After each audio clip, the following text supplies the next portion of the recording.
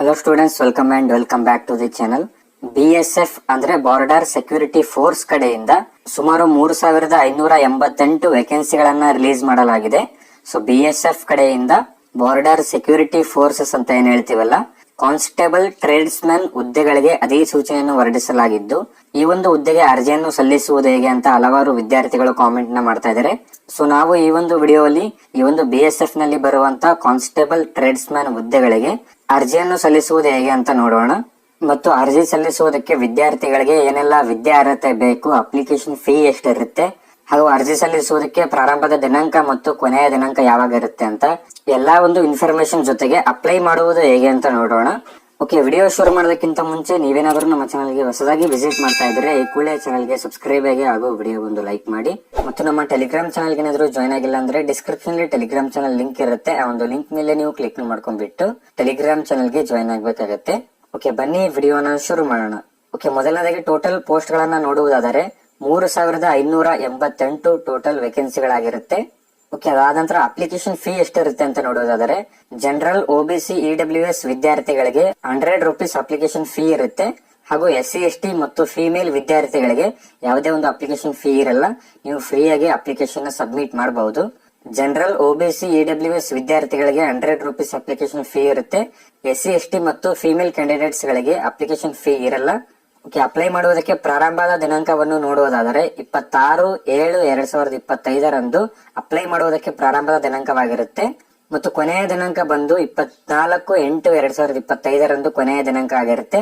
Almost ಒಂದು ತಿಂಗಳು ನಿಮ್ಗೆ ಅಪ್ಲೈ ಮಾಡುವುದಕ್ಕೆ ಟೈಮ್ ಇರುತ್ತೆ. ಓಕೆ, ಅದಾದ ನಂತರ ಏಜ್ ಕ್ರಿಟೇರಿಯನ್ನು ನೋಡುವುದಾದರೆ ಮಿನಿಮಮ್ ಏಜ್ ಲಿಮಿಟ್ ಬಂದು 18 ವರ್ಷದ ವಿದ್ಯಾರ್ಥಿ ಆಗಿರ್ಬೇಕಾಗುತ್ತೆ. ಅಂಡ್ ಮ್ಯಾಕ್ಸಿಮಮ್ ಏಜ್ ಲಿಮಿಟ್ ಬಂದು 25 ವರ್ಷದ ವಿದ್ಯಾರ್ಥಿ ಆಗಿರ್ಬೇಕಾಗುತ್ತೆ. ಅಂಡ್ ಏಜ್ ರಿಲ್ಯಾಕ್ಸೇಷನ್ ಕೂಡ ಅಪ್ಲೈ ಆಗುತ್ತೆ. ಆಸ್ ಪರ್ ದ ರೂಲ್ಸ್ ನಿಮ್ಗೆ ಏಜ್ ರಿಲ್ಯಾಕ್ಸೇಷನ್ ಕೂಡ ಅಪ್ಲೈ ಆಗುತ್ತೆ. ಓಕೆ, ಅದಾದ ನಂತರ ಮೇನ್ ಇಂಪಾರ್ಟೆಂಟ್ ಆಗಿ ಕ್ವಾಲಿಫಿಕೇಶನ್ ಅನ್ನು ನೋಡುವುದಾದರೆ ಈ ಒಂದು ಹುದ್ದೆಗೆ ಅರ್ಜಿನ ಸಲ್ಲಿಸ್ತಾ ಇರುವಂತಹ ವಿದ್ಯಾರ್ಥಿಗಳ ಕ್ವಾಲಿಫಿಕೇಶನ್ ಏನಾಗಿರ್ಬೇಕು ಅಂತ ನೋಡುವುದಾದರೆ for carpenter, plumber, painter, electrician, pump operator, ಅಪೋಸ್ಟರ್ ಈ ಒಂದು ಹುದ್ದೆಗೆ ಅರ್ಜಿನ ಸಲ್ಲಿಸ್ತಾ ಇರುವಂತಹ ವಿದ್ಯಾರ್ಥಿಗಳ ಕ್ವಾಲಿಫಿಕೇಶನ್ ಬಂದು ಮೆಟ್ರಿಕ್ಯುಲೇಷನ್ ಕಂಪ್ಲೀಟ್ ಆಗಿರ್ಬೇಕಾಗತ್ತೆ. ಅಂದ್ರೆ ನಿಮ್ಮ ಒಂದು 10th ಅನ್ನ ನೀವು ಕಂಪ್ಲೀಟ್ ಮಾಡಿರ್ಬೇಕಾಗತ್ತೆ. ಅದರ ಜೊತೆಗೆ ನೀವು 2 years certificate course from industrial training institute ಅಂದ್ರೆ SSLC ಜೊತೆಗೆ ನೀವು ITI ಕೋರ್ಸ್ ಅನ್ನ ಕಂಪ್ಲೀಟ್ ಮಾಡಿರ್ಬೇಕಾಗತ್ತೆ. 2 years ITI ಕೋರ್ಸ್ ಅನ್ನ ನೀವು ಕಂಪ್ಲೀಟ್ ಮಾಡಿರ್ಬೇಕಾಗತ್ತೆ. ಈ ಒಂದು carpenter, plumber, painter, electrician, pump operator ಮತ್ತು ಅಪೋಲ್ಸ್ಟರ್ ಈ ಒಂದು ಹುದ್ದೆಗೆ ಅರ್ಜಿನ ಸಲ್ಲಿಸ್ತಾ ಇರುವಂತಹ ವಿದ್ಯಾರ್ಥಿಗಳು ನೀವು SSLC ಜೊತೆಗೆ ನಿಮ್ಮ ಒಂದು 2 years ITI ಕೂಡ ಕಂಪ್ಲೀಟ್ ಮಾಡಿರ್ಬೇಕಾಗತ್ತೆ. ಅಥವಾ 1 year certificate course from industrial training institute ಅಂದ್ರೆ ಅಥವಾ ನೀವು 1 year ITI ಕೂಡ ಕಂಪ್ಲೀಟ್ ಮಾಡಿದ್ರೆ ನೀವು ಆರಾಮಾಗಿ ಅಪ್ಲೈನ ಮಾಡಬಹುದು. ಒಂದ್ ವೇಳೆ ನೀವೇನಾದ್ರೂ ITI ಕಂಪ್ಲೀಟ್ ಆಗಿಲ್ಲ ಅಂತಂದ್ರೆ ನಿಮ್ಮ ಒಂದು SSLC ಜೊತೆಗೆ government affiliated vocational institute with at least 1 year experience in the trade ಅಂತ ಕೇಳಿದರೆ, ಸೊ ಈ ಒಂದು ಟ್ರೇಡ್ ಅಲ್ಲಿ ನೀವು ಗವರ್ನಮೆಂಟ್ ಅಫಿಲಿಯೇಟೆಡ್ ವೊಕೇಶನಲಿ ಕೋರ್ಸ್ ಅನ್ನ ಅಟ್ ಲೀಸ್ಟ್ ನೀವು 1 ವರ್ಷ ಆದ್ರೂ ಕಂಪ್ಲೀಟ್ ಮಾಡಿರ್ಬೇಕಾಗತ್ತೆ. ಸೊ ನೀವು ಯಾವೊಂದು ಪೋಸ್ಟ್ ಗೆ ಅರ್ಜಿನ ಸಲ್ಲಿಸ್ತಾ ಇದಾರಲ್ಲ ಆ ಒಂದು ಟ್ರೇಡ್ ಅಲ್ಲಿ ನೀವು ಅಟ್ ಲೀಸ್ಟ್ 1 year ಎಕ್ಸ್ಪೀರಿಯನ್ಸ್ ಅನ್ನ ಹೊಂದಿರಬೇಕಾಗತ್ತೆ. ಓಕೆ, ಅದಾದ ನಂತರ ಕಾಬ್ಲರ್, ಟೈಲರ್, ವಾಷರ್ಮನ್, ಬಾರ್ಬರ್, ಸ್ವೀಪರ್ ಮತ್ತು ಕೋಜಿ ಈ ಒಂದು ಹುದ್ದೆಗೆ ಅರ್ಜಿನ ಸಲ್ಲಿಸ್ತಾ ಇರುವಂತಹ ವಿದ್ಯಾರ್ಥಿಗಳ ಕ್ವಾಲಿಫಿಕೇಶನ್ ಬಂದು ಜಸ್ಟ್ ಮೆಟ್ರಿಕ್ಯುಲೇಷನ್ ಆಗಿರ್ಬೇಕಾಗತ್ತೆ. ಅಂದ್ರೆ ಜಸ್ಟ್ 10th ಪಾಸ್ ಆದ್ರೆ ನೀವು ಈ ಒಂದು ಕಾಬ್ಲರ್, ಟೈಲರ್, ವಾಷರ್ಮನ್, ಬಾರ್ಬರ್, ಸ್ವೀಪರ್ ಮತ್ತು ಕೋಜಿ ಹುದ್ದೆಗೆ ಅರ್ಜಿಯನ್ನ ಸಲ್ಲಿಸಬಹುದು. ಜಸ್ಟ್ 10th ಪಾಸ್ ಆದ್ರೆ ನೀವು ಈ ಒಂದು ಹುದ್ದೆಗೆ ಅರ್ಜಿಯನ್ನ ಸಲ್ಲಿಸಬಹುದು. ಓಕೆ, ಅದಾದ ನಂತರ ಸ್ಯಾಲರಿ ಎಷ್ಟಿರುತ್ತೆ ಅಂತ ನೋಡೋದಾದರೆ ಒಂದ್ ವೇಳೆ ನೀವೇನಾದ್ರೂ ಸೆಲೆಕ್ಟ್ ಆದ್ರೆ ನಿಮ್ಮ ಒಂದು ಸ್ಯಾಲರಿ ಬಂದು 21,700ರಿಂದ 69,100 ನಿಮ್ಮ ಒಂದು ಸ್ಯಾಲರಿ ಇರುತ್ತೆ. ಅಂಡ್ ಸೆಂಟ್ರಲ್ ಗವರ್ನಮೆಂಟ್ ಅಲವೆನ್ಸ್ ಕೂಡ ಸಿಗುತ್ತೆ. ಇದ್ರ ಜೊತೆಗೆ ನಿಮ್ಗೆ ಸೆಂಟ್ರಲ್ ಗವರ್ನಮೆಂಟ್ ಕಡೆಯಿಂದ ಅಲವೆನ್ಸ್ ಕೂಡ ನಿಮ್ಗೆ ಸಿಗುತ್ತೆ. ಸೊ ಅದಾದ ನಂತರ ಮೇಲ್ಸ್ ಗೆ 3,406 ಪೋಸ್ಟಸ್ ಆಗಿರುತ್ತೆ ಮತ್ತು ಫಿಮೇಲ್ ಗೆ 182 ಪೋಸ್ಟ್ ಗಳಾಗಿರುತ್ತೆ. ಓಕೆ, ಇದಿಷ್ಟು ಮೇನ್ ಇಂಪಾರ್ಟೆಂಟ್ ಆಗಿ ಈ ಒಂದು ಹುದ್ದೆಗೆ ಅರ್ಜಿನ ಸಲ್ಲಿಸ್ತಾ ಇರುವಂತಹ ವಿದ್ಯಾರ್ಥಿಗಳಿಗೆ ಗೊತ್ತಿರಬೇಕಾದ ಇನ್ಫಾರ್ಮೇಶನ್ ಆಗಿರುತ್ತೆ. ಸೊ ಈ ಒಂದು ಇನ್ಫಾರ್ಮೇಶನ್ ಗೊತ್ತಿದ್ರೆ ನೀವು ಆರಾಮಾಗಿ ಅರ್ಜಿನ ಸಲ್ಲಿಸಬಹುದು. ಸೊ ಅಪ್ಲೈ ಮಾಡುವುದಕ್ಕಿಂತ ಮುಂಚೆ ಈ ಒಂದು ಇನ್ಫಾರ್ಮೇಶನ್ ಗಳನ್ನ ತಿಳ್ಕೊಂಡು ನೀವು ಅಪ್ಲೈನ ಮಾಡಬೇಕಾಗತ್ತೆ. ಅಂಡ್ ಈ ಒಂದು ಹುದ್ದೆಯ ಕಂಪ್ಲೀಟ್ ನೋಟಿಫಿಕೇಶನ್ ನಮ್ಮ ಟೆಲಿಗ್ರಾಮ್ ಅಲ್ಲಿ ಇರುತ್ತೆ. ನಮ್ಮ ಟೆಲಿಗ್ರಾಮ್ ಗೆ ಜಾಯ್ನ್ ಆಗ್ಬಿಟ್ಟು ನೀವು ಈ ಒಂದು ಹುದ್ದೆಯ ಕಂಪ್ಲೀಟ್ ನೋಟಿಫಿಕೇಶನ್ ಅನ್ನ ನೋಡಬಹುದು. ಓಕೆ, ಇವಾಗ ನಾವು ಡೈರೆಕ್ಟ್ ಆಗಿ ಅಪ್ಲೈ ಮಾಡುವುದು ಹೇಗೆ ಅಂತ ನೋಡೋಣ. ಈ ಒಂದು ಹುದ್ದೆಗೆ ಅರ್ಜಿನ ಸಲ್ಲಿಸುವುದು ಹೇಗೆ ಅಂತ ನೋಡೋಣ. ಓಕೆ, ಅಪ್ಲೈ ಮಾಡೋದಕ್ಕೆ ನೀವು ಬ್ರೌಸರ್ ಅಲ್ಲಿ BSF ಅಂತ ಸರ್ಚ್ ಮಾಡಬೇಕಾಗುತ್ತೆ. ಸರ್ಚ್ ಮಾಡಿದಾಗ ನಿಮ್ಗೆ ಇಲ್ಲಿ ಮೊದಲನೇದಾಗಿ BSF ಅಫಿಷಿಯಲ್ ವೆಬ್ಸೈಟ್ ಬಂದು ಶೋ ಆಗುತ್ತೆ. ಸೊ ಈ ಒಂದು ವೆಬ್ಸೈಟ್ ನ ನೀವು ಸೆಲೆಕ್ಟ್ ಮಾಡ್ಕೊಳ್ಳಿ. ಅಂಡ್ ಈ ಒಂದು ವೆಬ್ಸೈಟ್ ಲಿಂಕ್ ಬಂದು ಡಿಸ್ಕ್ರಿಪ್ಷನ್ ಅಲ್ಲಿ ಕೊಟ್ಟಿರ್ತೀನಿ. ಆ ಒಂದು ಲಿಂಕ್ ಯೂಸ್ ಮಾಡ್ಕೊಂಡು ನೀವು ಡೈರೆಕ್ಟ್ ಆಗಿ ವಿಸಿಟ್ ಮಾಡಬಹುದು. ಓಕೆ, ವೆಬ್ಸೈಟ್ ನ ಓಪನ್ ಮಾಡ್ಕೊಂಡಾಗ ನಿಮ್ಗೆ ಈ ರೀತಿ ಪೇಜ್ ಓಪನ್ ಆಗುತ್ತೆ. ಅಂಡ್ ನೀವು ಇಲ್ಲಿ ಕೆಳಗಡೆ ಸ್ಕ್ರೋಲ್ ಮಾಡ್ಕೊಳ್ಳಿ. ಕೆಳಗಡೆ ಸ್ಕ್ರೋಲ್ ಮಾಡ್ಕೊಂಡಾಗ ನೀವು ಇಲ್ಲಿ ನೋಡಬಹುದು ಕಾನ್ಸ್ಟೇಬಲ್ ಟ್ರೇಡ್ಸ್ಮನ್ ಅಂತ ಇಲ್ಲಿ ಶೋ ಆಗಿರುತ್ತಲ್ಲ, ಕೆಳಗಡೆ ಅಪ್ಲೈ ಇಯರ್ ಅಂತ ಇದೆಯಲ್ಲ, ಈ ಒಂದು ಆಪ್ಷನ್ ಮೇಲೆ ಕ್ಲಿಕ್ ಮಾಡ್ಕೊಳ್ಳಿ. ಓಕೆ, ಅಪ್ಲೈ ಇಯರ್ ಮೇಲೆ ಕ್ಲಿಕ್ ಮಾಡ್ಕೊಂಡಾಗ ನಿಮ್ಗೆ ಈ ರೀತಿ ಪೇಜ್ ಓಪನ್ ಆಗುತ್ತೆ. ಮೊದಲನೇದಾಗಿ ಪರ್ಸನಲ್ ಇನ್ಫಾರ್ಮೇಶನ್ ಅಂತ ಇದೆಯಲ್ಲ, ಇಲ್ಲಿ ನಿಮ್ಮ ಒಂದು ಪರ್ಸನಲ್ ಇನ್ಫಾರ್ಮೇಶನ್ ನ ನೀಡಬೇಕಾಗತ್ತೆ. ಸೊ ಮೊದಲನೇದಾಗಿ ಕ್ಯಾಂಡಿಡೇಟ್ಸ್ ನೇಮ್ ಅಂತ ಇದೆಯಲ್ಲ, ಇಲ್ಲಿ ನಿಮ್ಮ ಒಂದು ನೇಮ್ ಅನ್ನ ಎಂಟರ್ ಮಾಡ್ಕೊಳ್ಳಿ. ಅಂದ್ರೆ ನಿಮ್ಮ ಒಂದು SSLC ಮಾರ್ಕ್ಸ್ ಕಾರ್ಡ್ ಅಲ್ಲಿ ಇರುವಾಗೆ ನಿಮ್ಮ ಒಂದು ನೇಮ್ ಅನ್ನ ಎಂಟರ್ ಮಾಡ್ಕೊಳ್ಳಿ. ಅದಾದ ನಂತರ ಮೊಬೈಲ್ ನಂಬರ್ ಅಂತ ಇದೆಯಲ್ಲ, ನಿಮ್ಮ ಒಂದು ಮೊಬೈಲ್ ನಂಬರ್ ನ ಎಂಟರ್ ಮಾಡ್ಕೊಳ್ಳಿ.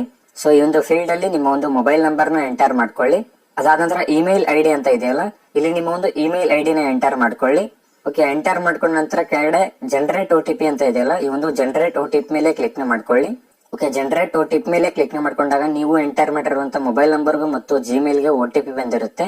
ಸೊ ಆ ಒಂದು OTP ಗಳನ್ನ ನೀವು ಇಲ್ಲಿ ಎಂಟರ್ ಮಾಡ್ಬೇಕಾಗತ್ತೆ.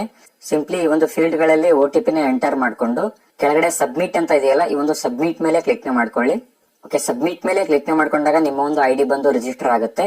ID ಮತ್ತು ಪಾಸ್ವರ್ಡ್ ಬಂದು ನೀವು ಕೊಟ್ಟಿರುವಂತ ಮೊಬೈಲ್ ನಂಬರ್ಗೆ ರಿಸೀವ್ ಆಗಿರುತ್ತೆ. ಸೊ ಅದಾದ ನಂತರ ಐಡೆಂಟಿಟಿ ಡೀಟೇಲ್ಸ್ ಅಂತ ಇದೆಯಲ್ಲ, ಇಲ್ಲಿ ಕೆಳಗಡೆ ಆಧಾರ್ ಕಾರ್ಡ್ ಅಂತ ಇದೆಯಲ್ಲ, ನೀವು ಇಲ್ಲಿ ಆಧಾರ್ ಕಾರ್ಡ್ ನ ಸೆಲೆಕ್ಟ್ ಮಾಡ್ಕೊಳ್ಳಿ. ಆಧಾರ್ ಕಾರ್ಡ್ ನ ಸೆಲೆಕ್ಟ್ ಮಾಡ್ಕೊಂಡ ನಂತರ ಸೈಡ್ ಅಲ್ಲಿ ಆಧಾರ್ ಕಾರ್ಡ್ ನಂಬರ್ ಅಂತ ಇದೆಯಲ್ಲ, ಇಲ್ಲಿ ನಿಮ್ಮ ಒಂದು ಆಧಾರ್ ಕಾರ್ಡ್ ನಂಬರ್ ನ ಎಂಟರ್ ಮಾಡ್ಕೊಳ್ಳಿ. ಆಧಾರ್ ಕಾರ್ಡ್ ನಂಬರ್ ನ ಎಂಟರ್ ಮಾಡ್ಕೊಂಡ ನಂತರ ಕೆಳಗಡೆ ಐಡೆಂಟಿಟಿ ಟೈಪ್ ಅಂತ ಇದೆಯಲ್ಲ, ಇಲ್ಲಿ ನೀವು ಯಾವ್ದಾದ್ರು ಒಂದು ಐಡೆಂಟಿಟಿನ ಸೆಲೆಕ್ಟ್ ಮಾಡ್ಬೇಕಾಗತ್ತೆ. ಇಲ್ಲಿ Aadhaar card, PAN card, voter ID ಎಲ್ಲ ಒಂದು ಐಡೆಂಟಿಟಿ ಶೋ ಆಗಿರುತ್ತೆ. ಇಲ್ಲಿ ನೀವು ಯಾವ್ದಾದ್ರು ಒಂದು ಐಡೆಂಟಿಟಿನ ಸೆಲೆಕ್ಟ್ ಮಾಡ್ಕೊಳ್ಳಿ. ಸೆಲೆಕ್ಟ್ ಮಾಡ್ಕೊಂಡ ನಂತರ ನೀವು ಸೆಲೆಕ್ಟ್ ಮಾಡಿರುವಂತ ಐಡೆಂಟಿಟಿ ಸರ್ಟಿಫಿಕೇಟ್ ನಂಬರ್ ನ ಎಂಟರ್ ಮಾಡ್ಕೊಳ್ಳಿ. ಈ ಒಂದು ಫೀಲ್ಡ್ ಅಲ್ಲಿ ನೀವು ಸೆಲೆಕ್ಟ್ ಮಾಡಿರುವಂತ ಐಡೆಂಟಿಟಿ ಸರ್ಟಿಫಿಕೇಟ್ ನಂಬರ್ ನ ಎಂಟರ್ ಮಾಡ್ಕೊಳ್ಳಿ. ಓಕೆ, ಅದಾದ ನಂತರ ಅಡಿಷನಲ್ ಇನ್ಫಾರ್ಮೇಶನ್ ಅಂತ ಇದೆಯಲ್ಲ, ಇಲ್ಲಿ ನೀವು ನಿಮ್ಮ ಒಂದು ಅಡಿಷನಲ್ ಇನ್ಫಾರ್ಮೇಶನ್ ಅನ್ನ ನೀಡಬೇಕಾಗತ್ತೆ. ಓಕೆ, ಮೊದಲನೇದಾಗಿ ಡೇಟ್ ಆಫ್ ಬರ್ತ್ ಅಂತ ಇದೆಯಲ್ಲ, ನಿಮ್ಮ ಒಂದು ಡೇಟ್ ಆಫ್ ಬರ್ತ್ ನ ಸೆಲೆಕ್ಟ್ ಮಾಡ್ಕೊಳ್ಳಿ. ಡೇಟ್ ಆಫ್ ಬರ್ತ್ ನ ಸೆಲೆಕ್ಟ್ ಮಾಡ್ಕೊಂಡ ನಂತರ ಏಜ್ ಬಂದು ಆಟೋಮೆಟಿಕ್ ಆಗಿ ಫಿಕ್ಸ್ ಆಗುತ್ತೆ. ಅದಾದ ನಂತರ ನ್ಯಾಷನಾಲಿಟಿ ಬಂದು ಆಟೋಮೆಟಿಕ್ ಆಗಿ ಸೆಲೆಕ್ಟ್ ಆಗಿರುತ್ತೆ. ಅದಾದ ನಂತರ ಫಾದರ್ ನೇಮ್ ಅಂತ ಇದೆಯಲ್ಲ, ನಿಮ್ಮ ಒಂದು ಫಾದರ್ ನೇಮ್ ನ ಎಂಟರ್ ಮಾಡ್ಕೊಳ್ಳಿ. ಅದಾದ ನಂತರ ಮದರ್ಸ್ ನೇಮ್ ಅಂತ ಇದೆಯಲ್ಲ, ನಿಮ್ಮ ಒಂದು ಮದರ್ ನೇಮ್ ನ ಎಂಟರ್ ಮಾಡ್ಕೊಳ್ಳಿ. ಅದಾದ ನಂತರ permanent identification mark on body ಅಂತ ಇದೆಯಲ್ಲ, ನಿಮ್ಮ ಬಾಡಿಯಲ್ಲಿ ಏನಾದ್ರು ಪರ್ಮನೆಂಟ್ ಐಡೆಂಟಿಫಿಕೇಶನ್ ಮಾರ್ಕ್ ಏನಾದ್ರು ಇದ್ರೆ, ಅಂದ್ರೆ ಐಡೆಂಟಿಫೈ ಮಾಡುವಂತ ದೊಡ್ಡದಾಗಿ ಮಾರ್ಕ್ ಏನಾದ್ರು ಇದ್ರೆ ಆ ಒಂದು ಮಾರ್ಕ್ ಅನ್ನ ಮೆನ್ಷನ್ ಮಾಡ್ಕೊಳ್ಳಿ, ಅಥವಾ ಈ ಒಂದು ಪಾರ್ಟ್ ಅನ್ನ ನೀವು ಸ್ಕಿಪ್ ಮಾಡ್ಕೊಳ್ಳಿ. ಅದಾದ ನಂತರ ಜೆಂಡರ್ ಅಂತ ಇದೆಯಲ್ಲ, ನಿಮ್ಮ ಒಂದು ಜೆಂಡರ್ ನ ಸೆಲೆಕ್ಟ್ ಮಾಡ್ಕೊಳ್ಳಿ. ಅದಾದ ನಂತರ ಮೆರ್ಚಲ್ ಸ್ಟೇಟಸ್ ಅಂತ ಇದೆಯಲ್ಲ, ನಿಮ್ಮ ಒಂದು ಮೆರ್ಚಲ್ ಸ್ಟೇಟಸ್ ನ ಸೆಲೆಕ್ಟ್ ಮಾಡ್ಕೊಳ್ಳಿ. ಓಕೆ, ಅದಾದ ನಂತರ ಡೊಮಿಸೈಲ್ ಡೀಟೇಲ್ಸ್ ಅಂತ ಇದೆಯಲ್ಲ, ನಿಮ್ಮ ಹತ್ರ ಕಂಪಲ್ಸರಿ ಡೊಮಿಸೈಲ್ ಸರ್ಟಿಫಿಕೇಟ್ ಇರಬೇಕಾಗತ್ತೆ. ಅಂದ್ರೆ ಈ ಒಂದು ಹುದ್ದೆಗೆ ಅರ್ಜಿನ ಸಲ್ಲಿಸ್ತಾ ಇರುವಂತ ವಿದ್ಯಾರ್ಥಿಗಳ ಹತ್ರ ನಿವಾಸಿ ಪ್ರಮಾಣ ಪತ್ರ ಇರಬೇಕಾಗತ್ತೆ. ಸೊ ನೀವಿಲ್ಲಿ do you have domicile certificate ಅಂತ ಕೇಳಿದಾರಲ್ಲ, ನೀವಿಲ್ಲಿ ಎಸ್ ಅನ್ನ ಸೆಲೆಕ್ಟ್ ಮಾಡ್ಕೊಳ್ಳಿ. ಎಸ್ ನ ಸೆಲೆಕ್ಟ್ ಮಾಡ್ಕೊಂಡ ನಂತರ ಡೊಮಿಸೈಲ್ ಇಶ್ಯೂವಿಂಗ್ ಸ್ಟೇಟ್ ಅಂತ ಕೇಳಿದರೆ, ಇಲ್ಲಿ ನಿಮ್ಮ ಒಂದು ಸ್ಟೇಟ್ ಅನ್ನ ಸೆಲೆಕ್ಟ್ ಮಾಡ್ಕೊಳ್ಳಿ. ಸೆಲೆಕ್ಟ್ ಮಾಡ್ಕೊಂಡ ನಂತರ ಡೊಮಿಸೈಲ್ ಸರ್ಟಿಫಿಕೇಟ್ ನಂಬರ್ ಅಂತ ಕೇಳಿದರೆ, ನಿಮ್ಮ ಒಂದು ಸರ್ಟಿಫಿಕೇಟ್ ನಂಬರ್ ನ ಎಂಟರ್ ಮಾಡ್ಕೊಳ್ಳಿ, ಅಂದ್ರೆ RD ನಂಬರ್ ನ ಎಂಟರ್ ಮಾಡ್ಕೊಳ್ಳಿ. ಓಕೆ, ಅದಾದ ನಂತರ ಕ್ಯಾಟಗರಿ ರಿಸರ್ವೇಶನ್ ಅಂತ ಇದೆಯಲ್ಲ, ಮೊದಲನೇದಾಗಿ ರಿಲಿಜನ್ ಅಂತ ಇದೆಯಲ್ಲ, ನಿಮ್ಮ ಒಂದು ರಿಲಿಜನ್ ನ ಸೆಲೆಕ್ಟ್ ಮಾಡ್ಕೊಳ್ಳಿ. ಅದಾದ ನಂತರ ಕ್ಯಾಟಗರಿ ಅಂತ ಇದೆಯಲ್ಲ, ನಿಮ್ಮ ಒಂದು ಕ್ಯಾಟಗರಿನೇ ಸೆಲೆಕ್ಟ್ ಮಾಡ್ಕೊಳ್ಳಿ. ಅದಾದ ನಂತರ do you belong non creamy layer ಅಂತ ಕೇಳಿದರೆ, ಒಂದ್ ವೇಳೆ ನೀವೇನಾದ್ರೂ OBC ವಿದ್ಯಾರ್ಥಿ ಆಗಿದ್ರೆ ನಿಮ್ಮ ಹತ್ರ OBC ಸರ್ಟಿಫಿಕೇಟ್ ಇರಬೇಕಾಗತ್ತೆ. ನೀವೇನಾದ್ರೂ OBC ವಿದ್ಯಾರ್ಥಿ ಆಗಿದ್ರೆ ನೀವು ಯಾವುದೇ ಒಂದು ಸೆಂಟ್ರಲ್ ಗವರ್ನಮೆಂಟ್ ಜಾಬ್ಗೆ ಅಪ್ಲೈ ಮಾಡಿ ಕಂಪಲ್ಸರಿ ನಿಮ್ಮ ಹತ್ರ OBC ಸರ್ಟಿಫಿಕೇಟ್ ಇರಬೇಕಾಗತ್ತೆ. ಒಂದ್ ವೇಳೆ ನೀವೇನಾದ್ರೂ OBC ವಿದ್ಯಾರ್ಥಿ ಆಗಿದ್ದು ನಿಮ್ಮ ಹತ್ರ OBC ಸರ್ಟಿಫಿಕೇಟ್ ಏನಾದ್ರು ಇದ್ರೆ, do you belong non creamy layer ಅಂತ ಕೇಳಿದಾರಲ್ಲ, ಇಲ್ಲಿ ಎಸ್ ನ ಸೆಲೆಕ್ಟ್ ಮಾಡ್ಕೊಳ್ಳಿ. ಅದಾದ ನಂತರ ಸರ್ಟಿಫಿಕೇಟ್ ನಂಬರ್ ಅಂತ ಇದೆಯಲ್ಲ, ಆ ಒಂದು ಸರ್ಟಿಫಿಕೇಟ್ RD ನಂಬರ್ ನ ಎಂಟರ್ ಮಾಡ್ಕೊಳ್ಳಿ. ಅದಾದ ನಂತರ ಸರ್ಟಿಫಿಕೇಟ್ ಇಶ್ಯೂವಿಂಗ್ ಸ್ಟೇಟ್ ಅಂತ ಕೇಳಿದಾರಲ್ಲ, ನಿಮ್ಮ ಒಂದು ಸರ್ಟಿಫಿಕೇಟ್ ಇಶ್ಯೂವಿಂಗ್ ಸ್ಟೇಟ್ ನ ಸೆಲೆಕ್ಟ್ ಮಾಡ್ಕೊಳ್ಳಿ, ಅಂದ್ರೆ ಕರ್ನಾಟಕನ ಸೆಲೆಕ್ಟ್ ಮಾಡ್ಕೊಳ್ಳಿ. ಅದಾದ ನಂತರ ಸರ್ಟಿಫಿಕೇಟ್ ಇಶ್ಯೂವಿಂಗ್ ಡಿಸ್ಟಿಕ್ ಅಂತ ಕೇಳಿದಾರಲ್ಲ, ನಿಮ್ಮ ಒಂದು ಡಿಸ್ಟಿಕ್ ನ ಸೆಲೆಕ್ಟ್ ಮಾಡ್ಕೊಳ್ಳಿ. ಅದಾದ ನಂತರ ಸರ್ಟಿಫಿಕೇಟ್ ಇಶ್ಯೂವಿಂಗ್ ಅಥಾರಿಟಿ ಅಂತ ಕೇಳಿದಾರಲ್ಲ, ಯಾವೊಂದು ಅಥಾರಿಟಿಯಿಂದ ಸರ್ಟಿಫಿಕೇಟ್ ನ ತಗೊಂಡಿದ್ದಾರೆ ಅಂತ ಕೇಳಿದರೆ ನೀವಿಲ್ಲಿ ಆ ಒಂದು ಅಥಾರಿಟಿನ ಸೆಲೆಕ್ಟ್ ಮಾಡ್ಕೊಳ್ಳಿ. ಅದಾದ ನಂತರ ಸರ್ಟಿಫಿಕೇಟ್ ಇಶ್ಯೂವಿಂಗ್ ಡೇಟ್ ಅಂತ ಕೇಳಿದರೆ, ನೀವು ಸರ್ಟಿಫಿಕೇಟ್ ಪಡೆದಿರುವಂತ ಡೇಟ್ ಬಂದು ಸರ್ಟಿಫಿಕೇಟ್ ಅಲ್ಲಿ ಮೆನ್ಷನ್ ಆಗಿರುತ್ತೆ, ಆ ಒಂದು ಡೇಟ್ ಅನ್ನ ನೀವು ಇಲ್ಲಿ ಮೆನ್ಷನ್ ಮಾಡ್ಕೊಳ್ಳಿ. ಓಕೆ, ಅದಾದ ನಂತರ ಮೋಡ್ ಆಫ್ ರಿಕ್ರೂಟ್ಮೆಂಟ್ ಅಂತ ಕೇಳಿದರೆ, ನೀವು ಯಾವೊಂದು ಮೋಡ್ ಇಂದ ಅಪ್ಲೈ ಮಾಡ್ತೀರಾ ಅಂತ ಕೇಳಿದರೆ, ಇಲ್ಲಿ ಡೈರೆಕ್ಟ್ ಆಗಿ ಅಪ್ಲೈ ಮಾಡ್ತಾ ಇದಾರಾ, ಅಥವಾ ಎಕ್ಸ್ ಸರ್ವಿಸ್ ಮ್ಯಾನ್ ಇಂದ ಅಪ್ಲೈ ಮಾಡ್ತಾ ಇದಾರಾ, ಅಥವಾ ಯಾವ್ದಾದ್ರು ಗವರ್ನಮೆಂಟ್ ಎಂಪ್ಲಾಯ್ ಆಗಿ ಅಪ್ಲೈ ಮಾಡ್ತಾ ಇದಾರಾ ಅಂತ ಕೇಳಿದರೆ, ನೀವಿಲ್ಲಿ ಡೈರೆಕ್ಟ್ ಆಗಿ ಅಪ್ಲೈ ಮಾಡ್ತಾ ಇದ್ರೆ ನೀವಿಲ್ಲಿ DE ಅಂತ ಸೆಲೆಕ್ಟ್ ಮಾಡ್ಕೊಳ್ಳಿ. ಅಥವಾ ex service man government employ ಆಗಿದ್ರೆ ನೀವು ಆ ಒಂದು ಆಪ್ಷನ್ ಅನ್ನ ಸೆಲೆಕ್ಟ್ ಮಾಡ್ಕೊಳ್ಳಿ. ಓಕೆ, ಅದಾದ ನಂತರ ಸಬ್ ಕ್ಯಾಟಗರಿ ರಿಸರ್ವೇಶನ್ ಅಂತ ಇದೆಯಲ್ಲ, ಅರಿವೆ ಎಕ್ಸ್ ಸರ್ವಿಸ್ ಮ್ಯಾನ್ ಅಂತ ಕೇಳಿದರೆ ನಾವಿಲ್ಲಿ ಡೈರೆಕ್ಟ್ ಆಗಿ ಅಪ್ಲೈ ಮಾಡ್ತಾ ಇರೋದ್ರಿಂದ ಇಲ್ಲಿ ನೋ ಅಂತ ಸೆಲೆಕ್ಟ್ ಆಗಿದೆ.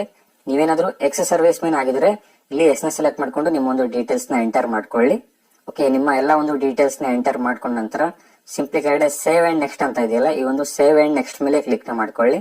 ಓಕೆ, ಸೇವ್ ಅಂಡ್ ನೆಕ್ಸ್ಟ್ ಮೇಲೆ ಕ್ಲಿಕ್ ಮಾಡ್ಕೊಂಡ ನಂತರ ನಿಮ್ಗೆ ಈ ರೀತಿ ಪೇಜ್ ಓಪನ್ ಆಗುತ್ತೆ. ಇಲ್ಲಿ ಅಡ್ರೆಸ್ ಡೀಟೇಲ್ಸ್ ಅಂತ ಇದೆಯಲ್ಲ, ಇಲ್ಲಿ ನಿಮ್ಮ ಒಂದು ಅಡ್ರೆಸ್ ಡೀಟೇಲ್ಸ್ ಅನ್ನ ನೀಡಬೇಕಾಗತ್ತೆ. ಸೊ ಮೊದಲನೇದಾಗಿ ಪರ್ಮನೆಂಟ್ ಅಡ್ರೆಸ್ ಅಂತ ಇದೆಯಲ್ಲ, ಇಲ್ಲಿ ನಿಮ್ಮ ಒಂದು ಪರ್ಮನೆಂಟ್ ಅಡ್ರೆಸ್ ನ ಎಂಟರ್ ಮಾಡ್ಕೊಳ್ಳಿ. ಇಲ್ಲಿ ನಿಮ್ಮ ಒಂದು ಪರ್ಮನೆಂಟ್ ಅಡ್ರೆಸ್ ನ ನೀವು ಫಿಲ್ ಮಾಡಬೇಕಾಗುತ್ತೆ. ಸೊ ಮೊದಲನೇದಾಗಿ ಪಿನ್ ಕೋಡ್ ಅಂತ ಇದೆಯಲ್ಲ, ನಿಮ್ಮ ಒಂದು ಪಿನ್ ಕೋಡ್ ನ ಎಂಟರ್ ಮಾಡ್ಕೊಳ್ಳಿ. ಅದಾದ ನಂತರ ಸ್ಟೇಟ್ ಅಂತ ಇದೆಯಲ್ಲ, ನಿಮ್ಮ ಒಂದು ಸ್ಟೇಟ್ ನ ಸೆಲೆಕ್ಟ್ ಮಾಡ್ಕೊಳ್ಳಿ. ಡಿಸ್ಟಿಕ್ ನ ಸೆಲೆಕ್ಟ್ ಮಾಡ್ಕೊಳ್ಳಿ. ಹಾಗೂ ವಿಲೇಜ್ ಮತ್ತು ಸಿಟಿ ಅಂತ ಇದೆಯಲ್ಲ, ವಿಲೇಜ್ ಮತ್ತು ಸಿಟಿಯನ್ನ ಎಂಟರ್ ಮಾಡ್ಕೊಳ್ಳಿ. ಅದಾದ ನಂತರ ಪೊಲೀಸ್ ಸ್ಟೇಷನ್ ಅಂತ ಇದೆಯಲ್ಲ, ಈ ಒಂದು ಫೀಲ್ಡ್ ಬಂದು ಮ್ಯಾಂಡೇಟರಿ ಇಲ್ಲ, ಇದನ್ನ ಸ್ಕಿಪ್ ಮಾಡಬಹುದು. ಅದಾದ ನಂತರ ಪೋಸ್ಟ್ ಆಫೀಸ್ ಅಂತ ಇದೆಯಲ್ಲ, ನಿಮ್ಮ ಒಂದು ಪ್ಲೇಸ್ ಅಲ್ಲೇ ಪೋಸ್ಟ್ ಆಫೀಸ್ ಇದ್ರೆ ಆ ಒಂದು ಪ್ಲೇಸ್ ನೇಮ್ ನ ಫಿಲ್ ಮಾಡ್ಕೊಳ್ಳಿ. ಅಥವಾ ಬೇರೆ ಒಂದು ಊರಲ್ಲಿ ಪೋಸ್ಟ್ ಆಫೀಸ್ ಏನಾದ್ರು ಇದ್ರೆ ಆ ಒಂದು ಪ್ಲೇಸ್ ನೇಮ್ ಅನ್ನ ಮೆನ್ಷನ್ ಮಾಡ್ಕೊಳ್ಳಿ. ಅದಾದ ನಂತರ ತಹಸೀಲ್ ಅಂತ ಕೇಳಿದ್ರೆ ನಿಮ್ಮ ಒಂದು ತಹಸೀಲ್ ಯಾವ ಒಂದು ತಾಲೂಕಲ್ಲಿ ಬರುತ್ತೆ ಆ ಒಂದು ತಾಲೂಕನ್ನ ನೀವು ಇಲ್ಲಿ ಫಿಲ್ ಮಾಡ್ಕೊಳ್ಳಿ.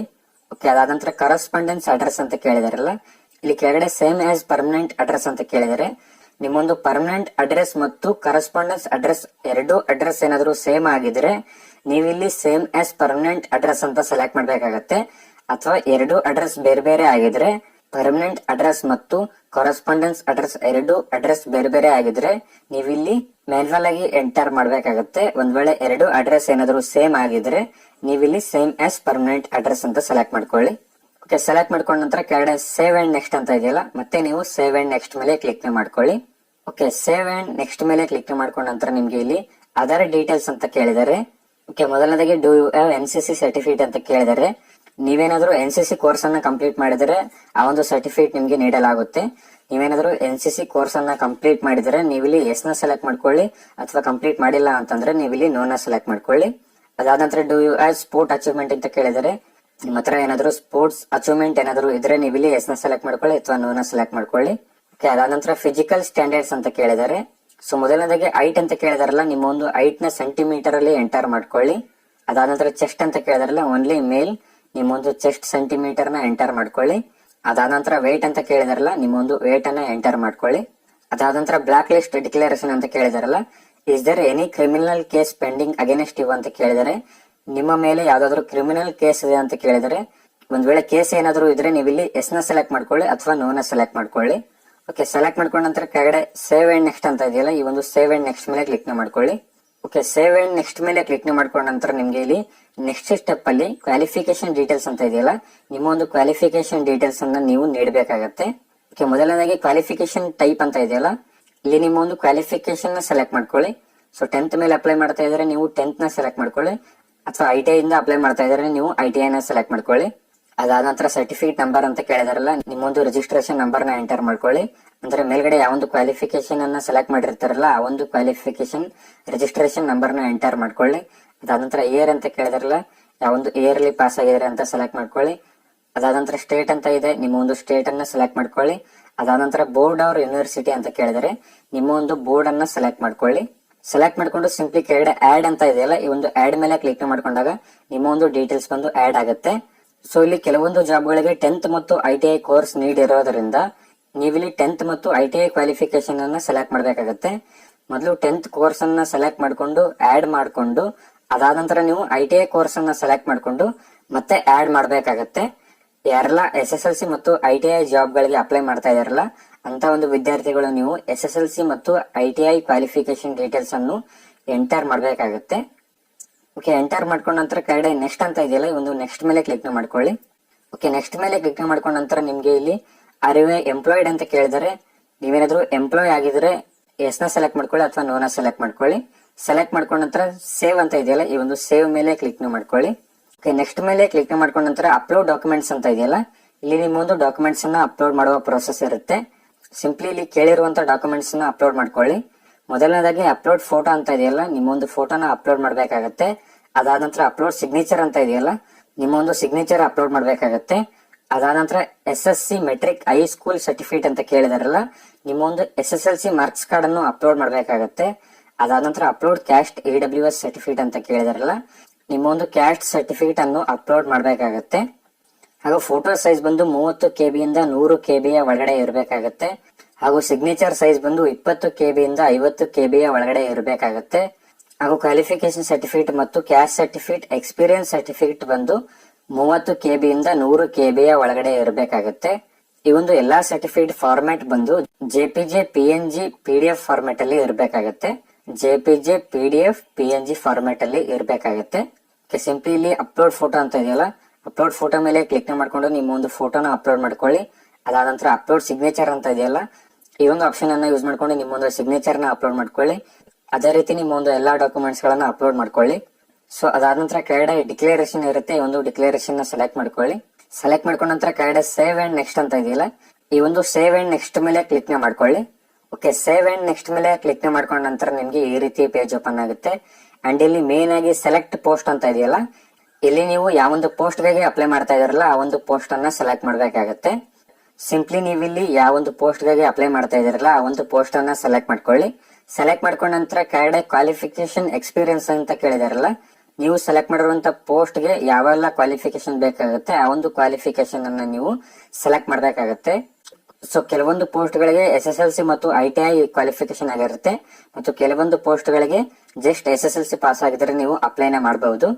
ಸೊ ಇಲ್ಲಿ ನೀವು ಮೇಲ್ಗಡೆ ಯಾವ ಒಂದು ಪೋಸ್ಟ್ ಅನ್ನ ಸೆಲೆಕ್ಟ್ ಮಾಡಿರ್ತಾರಲ್ಲ ಆ ಒಂದು ಪೋಸ್ಟ್ ಗಳಿಗೆ ಯಾವೆಲ್ಲ ಕ್ವಾಲಿಫಿಕೇಶನ್ ಆಗಿರ್ಬೇಕಾಗತ್ತೆ ಆ ಒಂದು ಕ್ವಾಲಿಫಿಕೇಶನ್ ಬಂದು ಇಲ್ಲಿ ಶೋ ಆಗುತ್ತೆ. ಸೊ ನಾವು ಸೆಲೆಕ್ಟ್ ಮಾಡಿರುವಂತ ಕೋರ್ಸ್ ಕಂಪಲ್ಸರಿ SSLC ಆಗಿರ್ಬೇಕಾಗತ್ತೆ. ಸೊ ಇಲ್ಲಿ matriculation R equivalent from A recognised board ಅಂತ ಕೇಳಿದರೆ ನೀವು ಇಲ್ಲಿ ಎಸ್ ನ ಸೆಲೆಕ್ಟ್ ಮಾಡ್ಕೊಳ್ಳಿ. ಅದಾದ ನಂತರ 2 years certificate course from ITI ಅಂತ ಕೇಳಿದಾರಲ್ಲ, ಇಲ್ಲಿ ನಾವು ಸೆಲೆಕ್ಟ್ ಮಾಡಿರುವಂತಹ ಪೋಸ್ಟ್ SSLC ಮತ್ತು ITI ಕ್ವಾಲಿಫಿಕೇಶನ್ ಆಗಿರೋದ್ರಿಂದ ಇಲ್ಲಿ 2 years ಸರ್ಟಿಫಿಕೇಟ್ ಕೇಳ್ತಾ ಇದೆ. ಇಲ್ಲಿ ಎಸ್ ನ ಸೆಲೆಕ್ಟ್ ಮಾಡ್ಕೊಳ್ಳಿ. ಒಂದ್ ವೇಳೆ ನೀವು ಬೇರೆ ಪೋಸ್ಟ್ ಗೆ ಅಪ್ಲೈ ಮಾಡ್ತಾ ಇದ್ರೆ ನಿಮ್ಗೆ ಬೇರೆ ಡಾಕ್ಯುಮೆಂಟ್ಸ್ ಕೇಳುತ್ತೆ. ಸೊ ಅದಾದ ನಂತರ 1 year certificate course from ITI ಅಂತ ಕೇಳಿದಾರಲ್ಲ, ಇಲ್ಲಿ ಕೂಡ ನೀವು ಎಸ್ ನ ಸೆಲೆಕ್ಟ್ ಮಾಡ್ಕೊಳ್ಳಿ. ನೀವೇನಾದ್ರೂ 2 years ITI ಕೋರ್ಸ್ ಅನ್ನ ಕಂಪ್ಲೀಟ್ ಮಾಡಿದರೆ ಇಲ್ಲಿ ನೀವು ಎಸ್ ನ ಸೆಲೆಕ್ಟ್ ಮಾಡ್ಕೊಳ್ಳಿ, ಅಥವಾ 1 year ITI ಕೋರ್ಸ್ ಅನ್ನ ಕಂಪ್ಲೀಟ್ ಮಾಡಿದರೆ ನೀವು ಇಲ್ಲಿ ಎಸ್ ನ ಸೆಲೆಕ್ಟ್ ಮಾಡ್ಕೊಳ್ಳಿ. ಸೊ ನೀವಿಲ್ಲಿ ಯಾವೊಂದು ITI ಕೋರ್ಸ್ ಅನ್ನ ಕಂಪ್ಲೀಟ್ ಮಾಡಿದಾರಲ್ಲ ಆ ಒಂದು ಕೋರ್ಸ್ ಅನ್ನ ಸೆಲೆಕ್ಟ್ ಮಾಡ್ಕೊಳ್ಳಿ. ಓಕೆ, ಅದಾದ ನಂತರ ಫಿಸಿಕಲ್ ಸ್ಟ್ಯಾಂಡರ್ಡ್ ಅಂತ ಕೇಳಿದಾರಲ್ಲ, ಇಲ್ಲಿ ಹೈಟ್, ಚೆಸ್ಟ್ ಮತ್ತು ವೇಟ್ ನ ನಾವು ಆಗ್ಲೇ ಎಂಟರ್ ಮಾಡಿರೋದ್ರಿಂದ ಇಲ್ಲಿ ಆಟೋಮೆಟಿಕ್ ಆಗಿ ಶೋ ಆಗಿರುತ್ತೆ. ಸೊ ಸಿಂಪ್ಲಿ ನೀವು ಕೆಳಗಡೆ ಸ್ಕ್ರೋಲ್ ಮಾಡ್ಕೊಳ್ಳಿ. ಕೆಳಗಡೆ ಸ್ಕ್ರೋಲ್ ಮಾಡ್ಕೊಂಡ ನಂತರ ಅಪ್ಲೋಡ್ ಟ್ರೇಡ್ ಕ್ವಾಲಿಫಿಕೇಶನ್ ಸರ್ಟಿಫಿಕೇಟ್ ಅಂತ ಕೇಳಿದರೆ ನಿಮ್ಮ ಒಂದು ಟ್ರೇಡ್ ಕ್ವಾಲಿಫಿಕೇಶನ್ ಸರ್ಟಿಫಿಕೇಟ್ ನ ಅಪ್ಲೋಡ್ ಮಾಡ್ಕೊಳ್ಳಿ. ಸಿಂಪಲ್ ಇಲ್ಲಿ ಮೇಲ್ಗಡೆ ಸೆಲೆಕ್ಟ್ ಮಾಡಿರುವಂತ ಪರ್ಟಿಕ್ಯುಲರ್ ಕೋರ್ಸ್ ಅಲ್ಲಿ ನೀವೇನಾದ್ರೂ ಸರ್ಟಿಫಿಕೇಟ್ ಅನ್ನು ಪಡೆದಿದ್ರೆ ಆ ಒಂದು ಸರ್ಟಿಫಿಕೇಟ್ ಅನ್ನ ಅಪ್ಲೋಡ್ ಮಾಡ್ಕೊಳ್ಳಿ. ಅಥವಾ ನೀವು ಜಸ್ಟ್ SSLC ಮತ್ತು ITI ಇಂದ ಅಪ್ಲೈ ಮಾಡ್ತಾ ಇದ್ರೆ ಆ ಒಂದು ITI ಸರ್ಟಿಫಿಕೇಟ್ ಅನ್ನ ಅಪ್ಲೋಡ್ ಮಾಡ್ಕೊಳ್ಳಿ.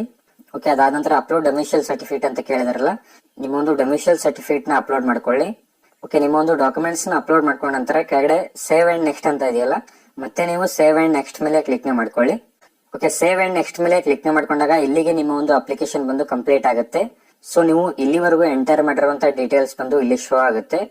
ಸೊ ಇಲ್ಲಿಗೆ ನಿಮ್ಮ ಒಂದು ಅಪ್ಲಿಕೇಶನ್ ಬಂದು ಕಂಪ್ಲೀಟ್ ಆಗುತ್ತೆ. ಅಂಡ್ ಇಲ್ಲಿ ನಿಮ್ಮ ಒಂದು ಡೀಟೇಲ್ಸ್ ಅನ್ನ ಚೆಕ್ ಮಾಡ್ಕೊಂಡು ಎಡಿಟ್ ಹಾಗೂ ಕರೆಕ್ಷನ್ ಮಾಡಬಹುದು. ಸೊ ಅದಾದ ನಂತರ ಕೆಳಗಡೆ ಸ್ಕ್ರೋಲ್ ಮಾಡ್ಕೊಳ್ಳಿ. ಕೆಳಗಡೆ ಸ್ಕ್ರೋಲ್ ಮಾಡ್ಕೊಂಡ ನಂತರ ನಿಮ್ಗೆ ಇಲ್ಲಿ ಸೆಂಟರ್ ಪ್ರಿಫರೆನ್ಸ್ ಅಂತ ಕೇಳಿದಾರಲ್ಲ, ಸೊ ಇಲ್ಲಿ ಸೆಂಟರ್ ಪ್ರಿಫರೆನ್ಸ್ ಅನ್ನ ನೀವು ನೀಡಬೇಕಾಗುತ್ತೆ. ಸೊ ಇಲ್ಲಿ ಮೊದಲನೇದಾಗಿ ಪ್ಲೇಸ್ ಅಂತ ಕೇಳಿದಾರಲ್ಲ, ನಿಮ್ಮ ಒಂದು ಪ್ಲೇಸ್ ಅನ್ನ ಎಂಟರ್ ಮಾಡ್ಕೊಳ್ಳಿ. ಇಲ್ಲಿ ನೀವು ಎಲ್ಲಿಂದ ಅಪ್ಲೈ ಮಾಡ್ತಾ ಇದಾರಲ್ಲ ಆ ಒಂದು ಪ್ಲೇಸ್ ಅನ್ನ ಎಂಟರ್ ಮಾಡ್ಕೊಳ್ಳಿ. ಅದಾದ ನಂತರ ಸೆಂಟರ್ ಪ್ರಿಫರೆನ್ಸ್ ಅಂತ ಕೇಳಿದಾರಲ್ಲ, ಇಲ್ಲಿ ನೀವು ಸೆಂಟರ್ ನ ಸೆಲೆಕ್ಟ್ ಮಾಡ್ಬೇಕಾಗತ್ತೆ. ಇಲ್ಲಿ ನೀವು ನಿಮ್ಮ ಒಂದು ಎಕ್ಸಾಮ್ ಸೆಂಟರ್ ಅನ್ನ ಆಯ್ಕೆ ಮಾಡ್ಬೇಕಾಗತ್ತೆ. ಅಂದ್ರೆ ನಿಮ್ಮ ಒಂದು ಎಕ್ಸಾಮ್ ಸೆಂಟರ್ ಅನ್ನ ಸೆಲೆಕ್ಟ್ ಮಾಡ್ಬೇಕಾಗತ್ತೆ. ನೀವು ಸೆಲೆಕ್ಟ್ ಮಾಡುವಂತ ಸಿಟಿಗೆ ನಿಮ್ಮ ಒಂದು ಎಕ್ಸಾಮ್ ಸೆಂಟರ್ ಮತ್ತು ಫಿಸಿಕಲ್ ಟೆಸ್ಟ್ ಅನ್ನು ನೀವು ನೀಡುವುದಕ್ಕೆ ನೀವು ಇಲ್ಲಿ ಸೆಂಟರ್ ಅನ್ನ ಸೆಲೆಕ್ಟ್ ಮಾಡ್ಬೇಕಾಗತ್ತೆ. ಸೊ ಇಲ್ಲಿ ಸೆಂಟರ್ ಪ್ರಿಫರೆನ್ಸ್ ಅಂತ ಇದೆಯಲ್ಲ, ಇಲ್ಲಿ ನೀವು ಬೆಂಗಳೂರು ಕೂಡ ಸೆಲೆಕ್ಟ್ ಮಾಡಬಹುದು. ಸೊ ನಾನ್ ಸಜೆಸ್ಟ್ ಮಾಡೋದೇನಂದ್ರೆ ನೀವು ಬೆಂಗಳೂರನ್ನ ಸೆಲೆಕ್ಟ್ ಮಾಡ್ಕೊಳ್ಳಿ. ಓಕೆ, ಸೆಲೆಕ್ಟ್ ಮಾಡ್ಕೊಂಡ ನಂತರ ಕೆಳಗಡೆ ಫೀ ಡೀಟೇಲ್ಸ್ ಅಂತ ಇದೆಯಲ್ಲ, ಇಲ್ಲಿ ನಿಮ್ಮ ಒಂದು ಫೀ ಬಂದು ಶೋ ಆಗಿರುತ್ತೆ. ಈ ಒಂದು ಫೀ ನ ನೀವು ಪೇ ಮಾಡ್ಬೇಕಾಗತ್ತೆ. ಸಿಂಪ್ಲಿ ಕೆಳಗಡೆ ಡಿಕ್ಲೇರೇಷನ್ ಇರುತ್ತೆ, ಈ ಒಂದು ಡಿಕ್ಲೇರೇಷನ್ ನ ಸೆಲೆಕ್ಟ್ ಮಾಡ್ಕೊಳ್ಳಿ. ಡಿಕ್ಲೇರೇಷನ್ ನ ಸೆಲೆಕ್ಟ್ ಮಾಡ್ಕೊಂಡ ನಂತರ ಕೆಳಗಡೆ ಪೇ ನೌ ಅಂತ ಇದೆಯಲ್ಲ, ಈ ಒಂದು ಪೇ ನೌ ಮೇಲೆ ಕ್ಲಿಕ್ ಮಾಡ್ಕೊಂಡು ನೀವು ನಿಮ್ಮ ಒಂದು ಪೇಮೆಂಟ್ ನ ಕಂಪ್ಲೀಟ್ ಮಾಡ್ಬೇಕಾಗತ್ತೆ. ನಿಮ್ಮ ಒಂದು ಪೇಮೆಂಟ್ ನ ಕಂಪ್ಲೀಟ್ ಮಾಡಿದ ನಂತರ ನಿಮ್ಮ ಒಂದು ಅಪ್ಲಿಕೇಶನ್ ಬಂದು ಕಂಪ್ಲೀಟ್ ಆಗುತ್ತೆ. ನಿಮ್ಮ ಒಂದು ಅಪ್ಲಿಕೇಶನ್ ಪ್ರಿಂಟ್ ಅನ್ನ ನೀವು ತಗೋಬಹುದು. ಸೊ ಈ ರೀತಿ ನೀವು BSF ನಲ್ಲಿ ಬರುವಂತ ಕಾನ್ಸ್ಟೇಬಲ್ ಟ್ರೇಡ್ಸ್ ಮನ್ ಹುದ್ದೆಗಳಿಗೆ ಅರ್ಜಿಯನ್ನ ಸಲ್ಲಿಸಬಹುದು. ಓಕೆ, ಈ ಒಂದು ವಿಡಿಯೋನ ನಾನು ಇಲ್ಲಿಗೆ ಕಂಪ್ಲೀಟ್ ಮಾಡ್ತಾ ಇದ್ದೀನಿ. ವಿಡಿಯೋದ ಬಗ್ಗೆ ಏನಾದರೂ ಡೌಟ್ಸ್ ಇದ್ರೆ ಕೆಳಗಡೆ ಕಾಮೆಂಟ್ ಹಾಕಿ, ನಾನು ರಿಪ್ಲೈನ ಮಾಡ್ತೀನಿ. ಓಕೆ, ವಿಡಿಯೋ ಏನಾದರೂ ಇಷ್ಟ ಆದಲ್ಲಿ ವಿಡಿಯೋಗೊಂದು ಲೈಕ್ ಮಾಡಿ. ಚಾನಲ್ಗೆ ಏನಾದರೂ ಇನ್ನೂ ಸಬ್ಸ್ಕ್ರೈಬ್ ಆಗಿಲ್ಲ ಅಂದ್ರೆ ಸಬ್ಸ್ಕ್ರೈಬ್ ಆಗಿ ಅಂತ ಹೇಳ್ತಾ ಮತ್ತೆ ಸಿಗೋಣ ಮುಂದಿನ ವಿಡಿಯೋ ಅಲ್ಲಿ.